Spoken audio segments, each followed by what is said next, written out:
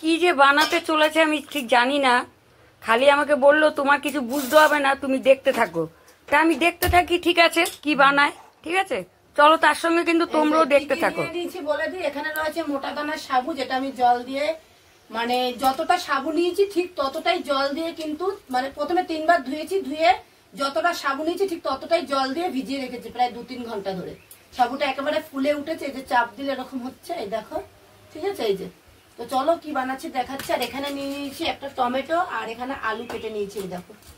এই যে এখানে রয়েছে এক টুকরো লেবু আর কাঁচা লঙ্কা, আর এই যে কারি পাতা লাগবে, কারি পাতা দেবো দুটো, কিন্তু ধনে পাতা দিয়েছে, কারি পাতার দরকার নেই যদি গন্ধ সহ্য করতে না পারি, ঠিক আছে। আর এই যে রয়েছে ধনে পাতা। আর এইভাবে যদি ধনে পাতা রাখো, ধনে পাতা নষ্ট হবে না, এটা একটা টিপ দিয়ে দিই। আমি কিন্তু জানতাম না, যাই হোক এই জিনিসটা আমার জানা হয়ে গেল। হ্যাঁ, একদম যেমন তেমনই রয়েছে। হ্যাঁ, বলো তো, জলটা এই কাগজে টেনে না দেখে নষ্ট হয়। ও আচ্ছা আচ্ছা, ঠিক আছে। তো ওই যে কড়াই বসিয়ে দিয়েছে, রান্নার দিকে যাওয়া যাক। হ্যাঁ হ্যাঁ ঠিক আছে, তাহলে আবার পরে দেখাচ্ছি। হ্যাঁ, কড়াইতে সাদা তেল দিয়েছি, ঘি দিয়ে করতে হয় এটা, কিন্তু আমার মা যেহেতু ঘি খায় না, তাই তার বদলে আমরা কিন্তু সাদা তেল দিয়েছি। তোমরা চাইলে সাদা তেলের বদলে ঘি দিতে পারো। তো চলো এরপরে কি করব দেখিয়ে দিচ্ছি। তেল গরম হয়ে গেছে, দিয়ে দিচ্ছি জিরে। এই যে এবার দিয়ে দিচ্ছি আলুটা।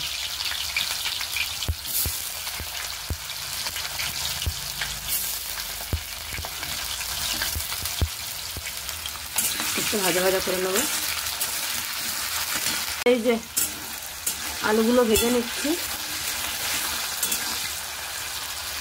এখানে টমেটো কুচি নিয়েছি ধনেপাতা কুচি, কাঁচা লঙ্কা কুচি, আর এদিকে কিন্তু আলু প্রায় ভাজা ভাজা হয়ে এসছে। তো চলো এবার পরের স্টেপে যাব। এবার দিয়ে দিচ্ছি ধুয়ে রাখা সাবু।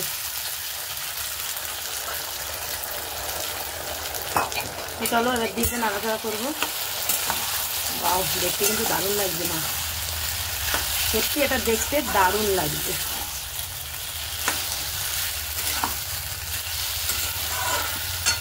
একটা জিনিসের কথা একদম ভুলে গিয়েছিলাম, সেটা হচ্ছে এই যে বাদাম দিতে, বাদামের কথা একদম ভুলে গিয়েছিলাম। এখন আমার হঠাৎ বাদামের কথা মনে পড়লো। তো এই যে বাদাম এখানে ভাজা করতে নিয়েছি, শুকনো কড়াইতে কিন্তু ভাজছি বাদামটা আমি, ঠিক আছে। এই যে চিনি দিয়েছি, তোমাদের দেখাতে মনে নেই। আর দিয়ে দিচ্ছি টমেটো, দেখতে পাচ্ছ কি সুন্দর কালারফুল লাগছে। এই যে, আর দিয়ে দেব লঙ্কা কুচি।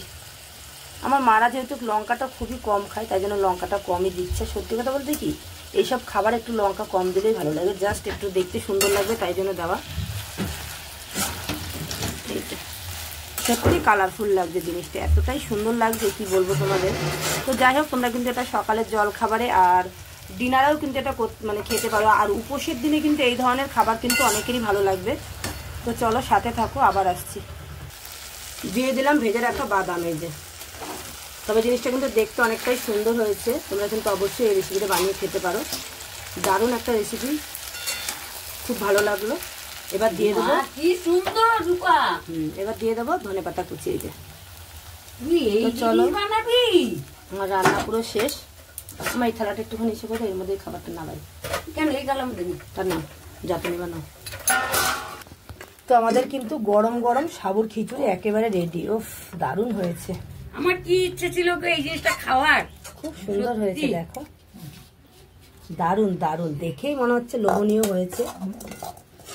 তো আমাদের এই রেসিপিটা তোমাদের কেমন লাগলো, তোমরা কিন্তু বাড়ি বানিয়ে খেতে পারো। তো চলো, ভিডিওটা এই পর্যন্তই ছিল। টাটা, বাই বাই, আবার আসবো নতুন একটা ভিডিও নিয়ে।